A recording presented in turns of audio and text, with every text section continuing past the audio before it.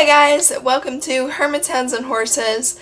In today's video, I'm going to introduce you to my two new leopard geckos that I got at Repticon. So if you saw the title or thumbnail of this video, you might have an idea of what I'm going to say in this video. This video is going to be real and honest because my experience at Repticon was not the greatest, and if at all possible, I want to help you guys to hopefully not run into the issues that I had. So that's what this video is going to be. I'm just going to show you my two new leopard geckos and tell you the story. I'm going to tell you the good and the bad parts and hopefully save you guys from this same situation.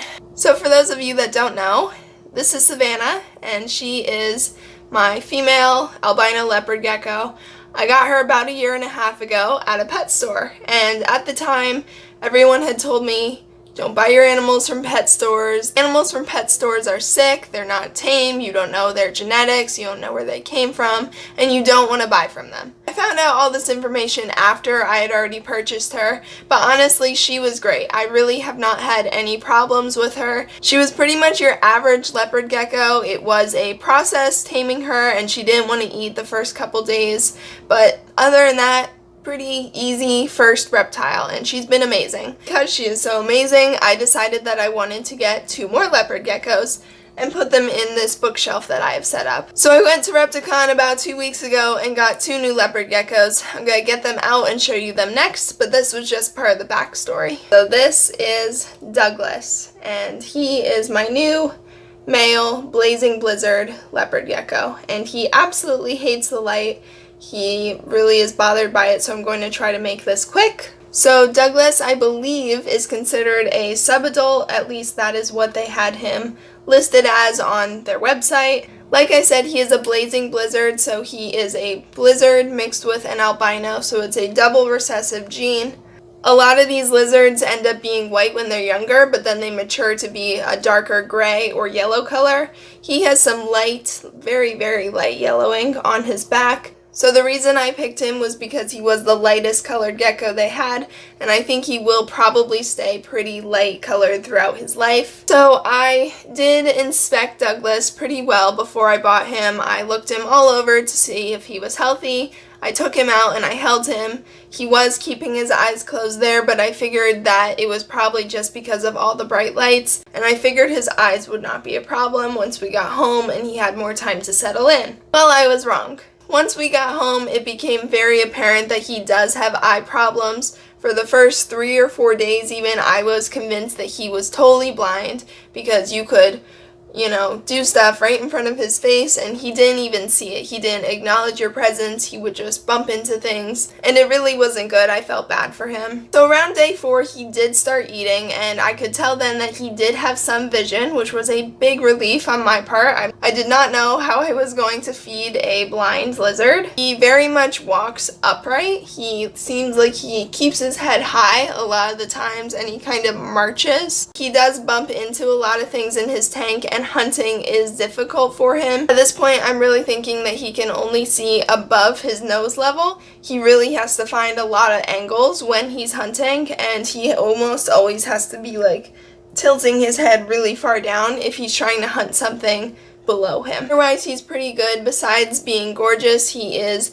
getting a little bit better with handling. He does tend to bite, but only because he thinks I'm food and he can't see me properly. His personality is really goofy. He comes out to see me all the time. He makes a huge mess in his tank. So this is Douglas, the healthier of my 2 geckos. Alright guys, so this is my other new leopard gecko, and I'm just going to give you a heads up that the condition he's in right now is really bad.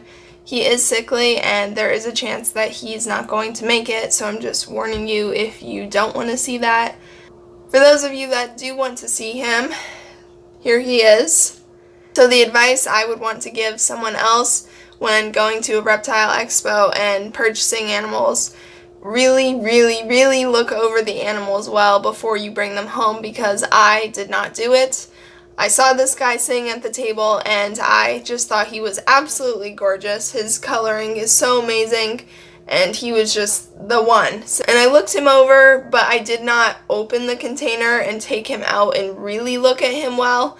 Had I done that and seen how small and sickly he is, I would not have purchased him. His name is Phoenix. He is a male emerine tangerine. So I've had these geckos officially 2 weeks tomorrow, and this gecko has eaten one time in the last 2 weeks. I really, the first couple days, thought that he was just stressed from all the traveling and that he just needed some more time before he would eat. And then it was right about at 1 week where I opened the tank one morning to find this pile of paper, and I really wasn't sure what this was because nothing in the tank is paper except for the paper towels in the moist side. Then I remembered that the containers that these geckos came in was not paper towel, it was a shredded paper. I realized that Phoenix had vomited this paper, meaning that he was impacted and that he had eaten the paper and it was now not digesting properly. And as I learned that he was impacted and that he wasn't just stressed out, I started giving him warm baths and belly massages, and also started feeding him olive oil with a syringe just to try to help him digest better. See, when he crawls, his stomach looks very, very weird. That blue spot that you just saw in his belly is his gallbladder, that is an organ, but the white spots under there are not natural. He has 2 big lumps. As far as I can tell, I think he's still impacted. He still has paper in there. And we are on week 2, so I'm honestly not feeling all that confident that he will get better. I am still hoping and praying that he will. He is still getting his baths and belly massages and olive oil every day. By the way, for anyone saying that I shouldn't be having him out and handling him if he is sick or if he is stressed, I did not handle him for the first week, and I only handle him now when I'm going to give him a bath. So as soon as we're done filming, he's going to go and get his bath. Now, on a more positive note for both of these geckos, Douglas is doing better. He is learning every day how to hunt, how not to bite me, and he is figuring out his surroundings and getting very comfortable, so I think that he will be doing very well. And Phoenix, although he is definitely sick and impacted, and I am doing things to help him, he drinks a lot of water, he spends a lot of time on his heat mat, and so I do see him still fighting and trying to heal himself, so that is a good sign. I know I will get a lot of comments and hate on this video saying that I should take Phoenix to a vet.